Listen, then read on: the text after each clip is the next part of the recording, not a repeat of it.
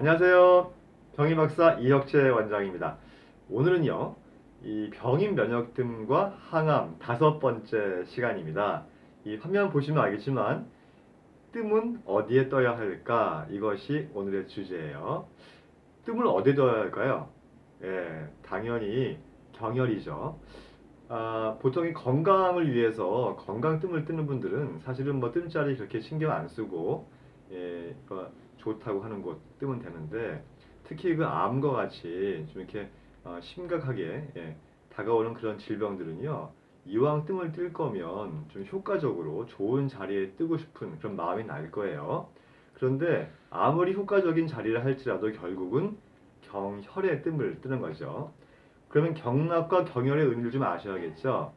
이 경락이라고 하는 거는 일종의 기가 흐르는 길이에요. 그리고 경혈은 그 길 속에서 특별히 그 경락이 가지고 있는 성질을 많이 함축하고 있는 특정한 부위, 이것을 경혈이라고 합니다.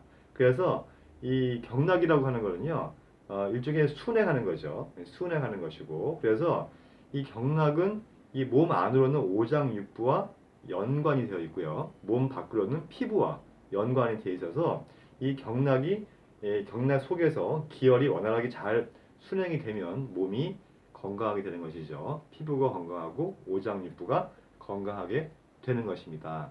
그리고 이 경혈이라고 하는 것은 이 경락 속에 있는 특정한 부위인데, 바로 이 경락이 가지고 있는 성질을 보다 더 확실하게 나타내는 곳이기 때문에 이곳에다가 침을 놓거나 뜸을 뜨는 것이 바로 침구 치료법이라고 하는 것이고요. 결국은 암 환자가 됐건 또는 건강을 위해서 뜸을 뜨건 바로 그 경혈에 뜸을 뜨게 되는 것이죠. 그러면 제가 경락과 경혈을 설명을 드렸는데, 이 경락과 경혈을 알면 누구나 뜸 치료를 할 수 있을까요? 이거는 예도 아니고 아니어도 아니고 한 세모 정도 되겠어요. 무슨 말이냐면, 이 뭐 한의과대 교재에 경락학, 경혈학 다 나와 있고 또 친절하게 설명이 잘 되어 있기 때문에 뭐 글만 읽을 줄 안다면 이 경혈이나 경락은 한 달만 공부해도 모두가 다 숙지를 할 수가 있습니다. 그런데 이것을 환자를 대상으로 치료를 한다라고 하는 것은 이것을 안다는 것하고는 좀 다른 차원의 이야기예요. 예를 들어서 동의보감 있죠? 요즘에 한글판도 나와 있으니까 한글만 알면 누구든지, 꼭 한의과 대학생이나 한의사가 아니라도 동의보감을 볼 수가 있어요. 하지만 동의보감을 다 봤다고 해서 환자를 치료할 수 있을까요? 이것은 전혀 다른 별개의 문제라고 하는 것입니다. 그 별개가 무엇이냐 하면 바로 한의학적인 사고, 한의학적인 이론에 맞춰서 한방 생리와 한방 병리에 대한 지식이 없이 이런 내용들을 안다는 것은 전혀 무의미하다는 거예요. 그래서 우리가 환자를 볼 때는 그 사람의 병의 원인이 뭔지, 그리고 그분이 체질적인 특성이 뭔지, 또 증상의 특성이 뭔지, 이런 것들을 파악을 해서 거기에 맞게 혈자리를 정하고 뜸을 뜨거나 침을 놓거나 한약을 처방하거나 하는 것이 중요하기 때문에 바로 환자를 어떻게 보는가, 또 환자의 병을 어떻게 판단하는가라고 하는 그러한 사고 체계가 굉장히 중요하다고 하는 것입니다.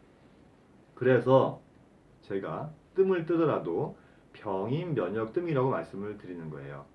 바로 이 한방 치료의 특성을 잘 알아야 뜸을 뜰 수가 있는데, 한방적인 한방 치료 특성이 뭐냐? 바로 병인 면역 뜸이라는 것이 특성을 대변하는 것이다. 이런 거예요. 그 사람의 병인을 파악을 하고 그 병인에 맞게 혈자리를 정하고 그리고 뜸을 떠야 그 병인이 질병이 발생하는 원인이기 때문에 보다 근본적으로 치료가 가능하다고 하는 것입니다. 여러분, 뜸요법은요, 이 뜸숙을 잘 말아가지고 이 피부에 이 경혈에 열 자극을 주는 거예요. 그러면 가만히 있던 경혈이 열 자극을 받으면 어떻겠어요? 깜짝 놀래가지고 막 움직이겠죠. 그러면서 질병을 치료하는 효과를 발휘를 하는 것입니다. 그런데 뜸을 떴을 때 효과를 봤다 할 때 효과를 보는 그 유형이 두 가지가 있어요. 첫 번째는요, 이 피부에 열 자극을 가해서 면역 반응을 올리는 것이다 라고 하는 시각이 있어요. 이런 시각으로 볼 때는 사실은 그 사람이 어떤 질병을 가지고 있던 어떤 체질을 가지고 있던 우리 몸 어디에라도 예, 너무 크지 않게만 떠주면 면역은 올라가는 것이기 때문에 보통 건강 증진을 목적으로 할 때는요, 사실은 특별하게 뜸자리를 꼭 정해서 할 필요는 없고 보통 우리가 상식적으로 알고 있는 좋은 자리에 뜨면 됩니다. 질병과 관계없이. 예. 두 번째는 이 경락과 경혈을 자극해서 질병을 치료하는 것. 예. 그래서 이 질병을 치료하는 문제에 들어섰을 때는 바로 제대로 된 어떤 이 이론과 제대로 된 어떤 한의학적인 병리 생리의 철학이 담겨 있지 않으면 치료를 할 수가 이제 없다는 거예요. 아무데나 뜸을 뜬다고 좋아지는 것이 아니라는 것이죠. 그래서 그런 이론과 어떤 거기에 맞게 뜸을 뜨게 되면 이 기본적으로 열 자극에서 오는 면역이 올라가는 효과와 함께 이 경혈을 자극함으로써 오는 질병을 치료하는 효과가 더 어우러지면서 여러 가지 질병을 치료할 수가 있다고 하는 것입니다.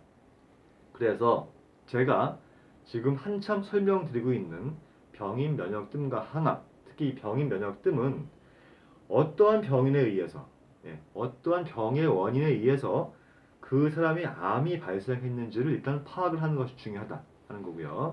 그 다음에 그 사람이 가지고 있는 개인적인 증상의 특징이 있어요.